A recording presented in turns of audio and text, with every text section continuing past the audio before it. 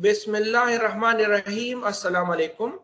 In this lesson, we shall learn the hypothesis testing. We shall study different cases of the hypothesis testing.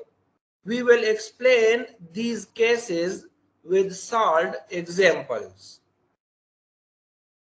In many cases, we don't know about the population parameter, just like the population mean mu or variance sigma square or standard deviation sigma.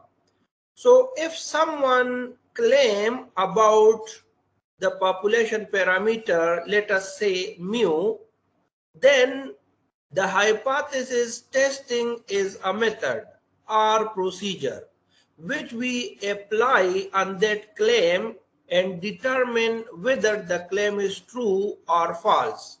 Before to study different cases of hypothesis testing, let us see some basic definitions and concepts. Hypothesis.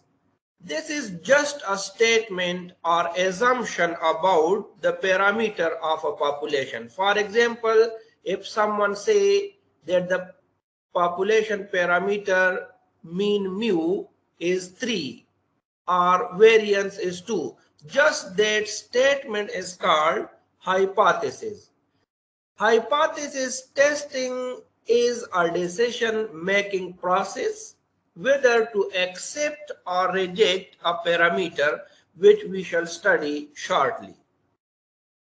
There are two types of hypothesis. One is called null hypothesis and the other is called alternate hypothesis. The hypothesis that we wish to test is called the null hypothesis and we denote it by H naught. This is the hypothesis or the statement in the question which we will like to determine whether it is true or false. Alternate hypothesis, the opposite statement of the null hypothesis is called the alternate hypothesis. We shall denote it by HA. Type 1 error. When we apply the hypothesis testing, at the end we can reject or accept the null hypothesis. So rejecting the null hypothesis H naught when it is true is called type 1 error. It means sometimes we can make some mistake. We can reject H naught, but it will be really true. That type of error is called type 1 error. Significance level, the probability of rejecting the null hypothesis H naught when H naught is true is called significance level and it is denoted by alpha. So you can see before to start the procedure, we need the value of alpha. We need the value that what is the probability that we will reject the null hypothesis and it will be true. So we have to know about the value of alpha. Significance level. Significance level is denoted by C. And there are different significance level just like 90%, 92%, 95%, 99% and so on. By 99% significance level, we mean that we are 99% sure that our process is correct and our decision is true. By 95% confidence level, we mean we are 95% sure that our decision is true and our process is correct. The relation between alpha and C is given by this one. Alpha plus C is equal to 1. So if the value of any one is given, we can find the value of another one. Let us say if the value of C is given, that C is 90%, then alpha is equal to 1 minus 90%. 90% means 0.90. Let us study test procedure for population mean mu when the value of population variance sigma square is given in the question. So in the question, there will be a statement about the population mean mu. Let us say the value of mu is 13. And we shall apply this test on that statement and will determine whether it is true or false. We will study two-sided z-test and then one-sided z-test. There will be only 4 steps in each procedure. The first step is to set a hypothesis, which means in the question we will be given that mu is equal to k. K is any constant. Let us say mu is equal to 10, mu is equal to 14. That is the statement which we wish to test, and that is why it is called the null hypothesis. So we have to set the value of null hypothesis from the given question, and then from the null hypothesis we can write the alternate hypothesis, which is the opposite statement, and we'll say that mu is not equal to k. Step number 2. We have to get the value of test statistic z. We shall use this formula. Z is equal to x bar minus mu divided by sigma over under root n. We will substitute the values and will get the value of z. The third step is to use the table. From the table, we shall find the value of z alpha by 2, and then multiplying with minus, we get the value of minus z alpha by 2. The last step is decision. If this value is between these two values, it means that we shall accept that the null hypothesis mu is equal to k is true. Otherwise, we will reject the null hypothesis. Let us see an example. The burning rate of a rocket propellant is being studied. Specifications required that the mean burning rate must be 40 centimeter per second. Assume the standard deviation of the burning rate is 3 centimeter per second. The experimenter decides to specify significance level 0.01, and he will base the test on a random sample of size 25 with mean 41. Determine whether the required specification is true or not. In this question, the value of small n is 25, x bar is 41, alpha is 0.01, sigma is 3, and there is a statement that mu is equal to 40. We have to determine whether it is true or false. So first of all, we can see this is the data, and now we apply step number 1. And step number 1, we have to write the value of null hypothesis, which will be the statement given in the question. In the question, it is given that it is 40 centimeter per second. And from this, we can write the alternate hypothesis. In second step, we have to use this formula and substitute the value of x bar, mu, sigma, and n, and simplify this. So we get that z is equal to 1.7. In the third step, we use the z table. From the table, we get the value of z alpha by 2. Alpha is 0.01. So if we multiply with 2, we get 0.005. And now from the table of z, we can get that its value is 2.58. Multiplying with minus, we get the value of minus z alpha by 2. And the last step is now to take the decision. We can see this value, which is given in step 2, is 1.7. It is between minus 2.58 and plus 2.58. In other words, z is between minus z alpha by 2 and plus z alpha by 2. So we take the decision. We accept that mu is equal to 40 centimeter per second is true and correct. One-sided test procedure for mu with known sigma square. Here we have two cases, but the procedure is same. We will do these 4 steps. If in the given question we are given that the null hypothesis or the statement which we wish to test mu is less than or equal to k, then we have to write HA that mu is greater than k. In step 2, we have to find the value of z by using the same formula.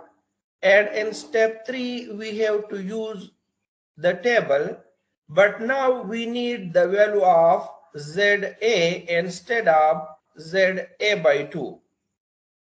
Finally, we take decision if this value which we obtain in step 2 is greater than ZA, then we shall reject the null hypothesis.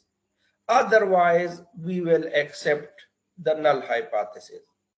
The next case is that if in the question we are given that or the statement which we have to check is mu is greater than or equal to k, then its alternate is mu is less than k. We shall use the same formula to find the value of z, and then from the table we have to find the value of z alpha, multiply it with minus, and finally we take this decision. If the value of z is less than minus z alpha, then we reject the null hypothesis. Otherwise, we accept the null hypothesis. Let us solve an example. A random sample of size 100 of recorded deaths in some country during the past years shows an average life 72 years. Assuming population standard deviation of 8 years, does this seems to support that the mean life today is less than or equal to 70 years? Use 0.05 level of significance. Here we are given that n is equal to 100, x bar is equal to 72, sigma is 8, and alpha is equal to 0.05. So now the first step is, in the question we are given that does the life today is less than or equal to 70 years, the average life. So H naught, the null hypothesis is mu is less than or equal to 70 years. Alternate hypothesis, mu is greater than 70. And step 2, we have to find the value of z. Just substitute the value of x bar, mu, sigma, and n, and then simplify this. So we get z is equal to 2.5. Now from the table we have to find the value of z alpha. Alpha is 0.05 and we get 1.645. Finally we take decision. Since this value z is greater than z alpha, so it means that we reject the null hypothesis mu is less than or equal to 70. And we accept that the average life today is more than 70 years. Now let us study test procedure for population mean mu when the population variance sigma square is unknown. In that case, we will have two cases. one is for n greater than or equal to 30. If we are given a problem or a question in which the value of n is 30, 31, 40, 100, 1000, but the value is greater than or equal to 30, then we have to apply these 4 steps as usual, just like in the previous case. We have to find the value of h naught such that mu is equal to k. The value of ha is mu is not equal to k. We need test statistic, but here you can see the value of sigma is unknown, so we use S. The remaining formula is same. S is the sample standard deviation. Then from the table, we obtain the value of z alpha by 2, and multiplying with minus, we find z minus z alpha by 2. And finally, we take decision. If this value is between these two values, then we accept the null hypothesis. Otherwise, we reject the null hypothesis. You can see if n is greater than or equal to 30, we use the z table. And now look at here. If the value of n is less than 30, in the given question, n is equal to 29, 25, 20, 15, 10, but that is less than 30, then the first step is same. H naught such that mu is equal to k. Ha, the alternate hypothesis, mu is not equal to k. But here we use now the student t distribution, and t is same just like the value of z here, but it has a different table. From the table of student t distribution, we have to find t alpha by 2 comma n minus 1. N minus 1 is degree of freedom it is needed in the table. And multiplying with minus, we get this guy. And now if the value of this t is between these two numbers, we accept the null hypothesis. Otherwise, we reject the null hypothesis. So there are two cases. One is for n greater than or equal to 30, in which we use the z distribution. The other is for n less than 30, in which we use student t distribution. One-sided test procedure for mu with unknown sigma square. If n is greater than or equal to 30, in that case, if we are given that mu is less than or equal to k, we shall take the alternate hypothesis that mu is greater than k. We shall find the value of test statistic by using this formula. Then from the table, we have to find the value of z alpha, and finally we take this decision. If the value obtained in step 2 is greater than the value in step 3, then we reject the null hypothesis. Otherwise, we accept the null hypothesis. The next case, if in the question we are given that mu is greater than or equal to k, and we want to check it against mu is less than k. In that case, we have to use z is equal to x bar minus mu divided by s over under root n. It is the same formula. And from the table of z distribution, we have to find minus z alpha. And finally, we take this decision. If the value obtained here is less than minus z alpha, we reject the null hypothesis. Otherwise, we accept the null hypothesis. This is for n greater than or equal to 30. And now, if n is less than 30, procedure is same, but we have to use student t distribution. In the first case, we have to find the null hypothesis.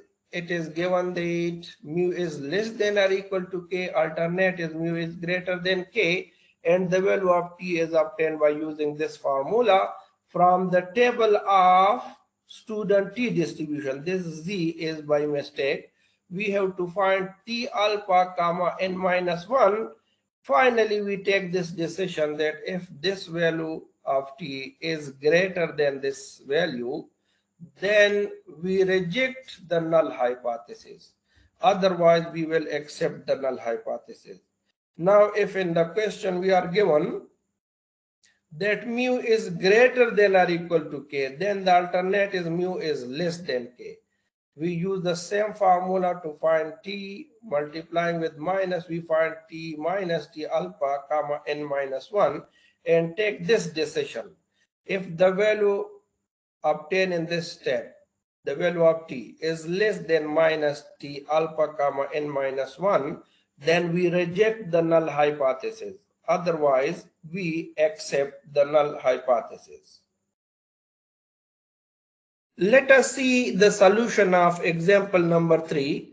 A public health official claims that the mean home water use is 270 gallons a day. To verify this claim, a study of 6 randomly selected homes was investigated, with the result that the average daily water uses of these 6 homes were as follows: 292 up to 316. If alpha is 0.1, do the data contradict the official claim? Now here in this question, we are given that n is equal to 6 and alpha is 0.1. To find the value of x bar, we add these 6 numbers and divide by 6. We get that x bar is 270, and now we can obtain the value of variance by using this formula. And simplifying these results, we get that s square is 976, from which we get that s is 31.24. And now let us apply the test procedure on this problem, where mu is equal to 270.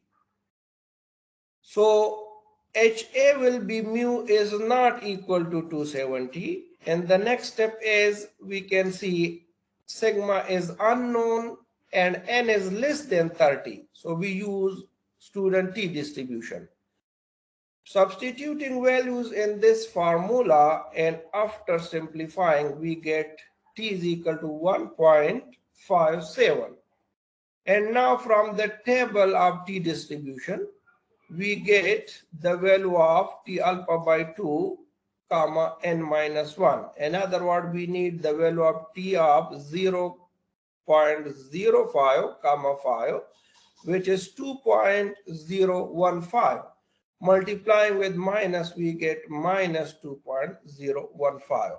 Finally, we take decision. As we can see, this value is between these two numbers. In other words, minus t alpha by 2 comma n minus 1 is less than t. This is t, not z. It is by mistake. So t is less than or equal to t alpha by 2 comma n minus 1.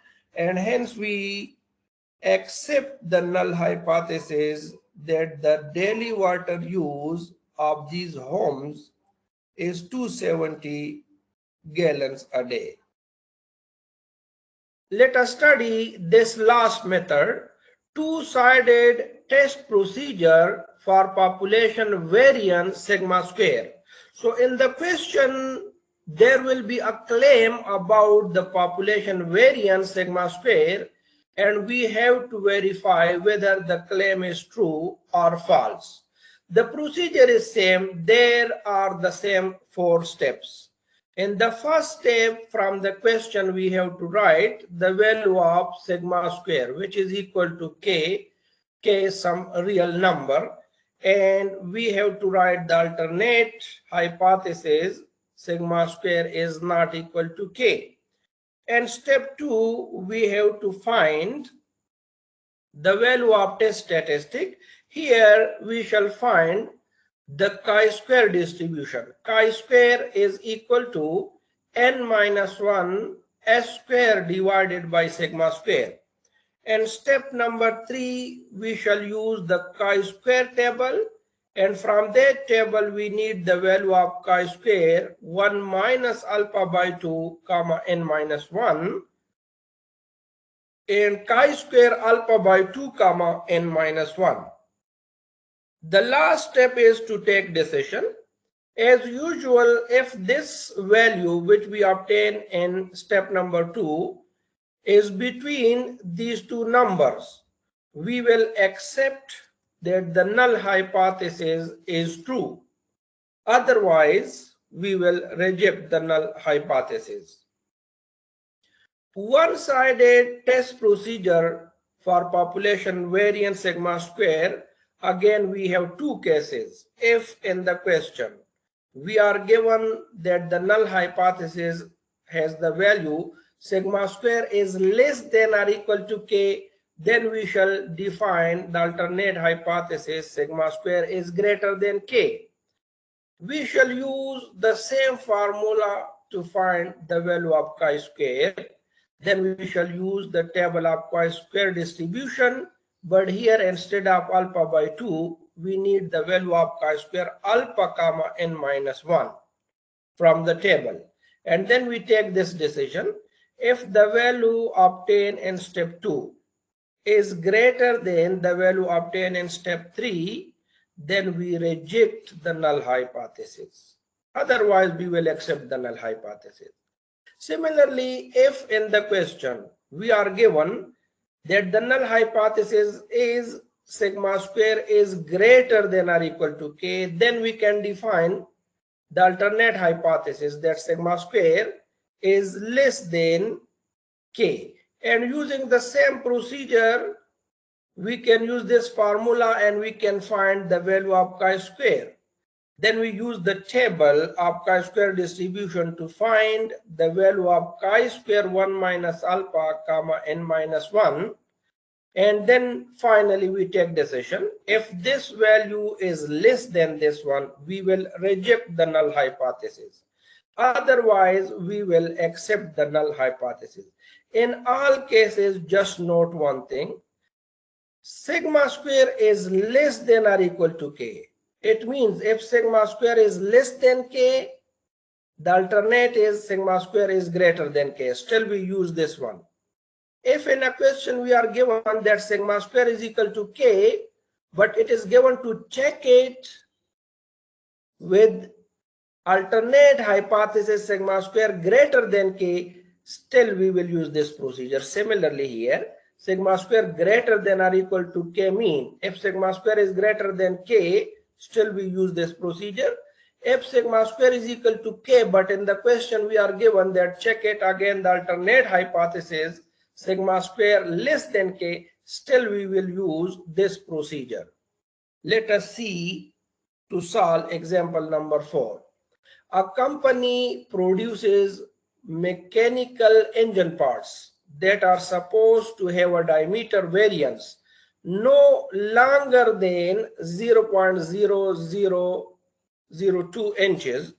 A random sample of 10 parts gave a sample variance of 0.0003. Determine whether to reject or accept the claim at 5% level of significance. Now in this question, the value of n is 10, the value of alpha is 5%, and the sample variance S square is equal to 0.0003. And we have to check that H naught is sigma square no longer than this mean sigma square is less than or equal to this number. So let us start the procedure.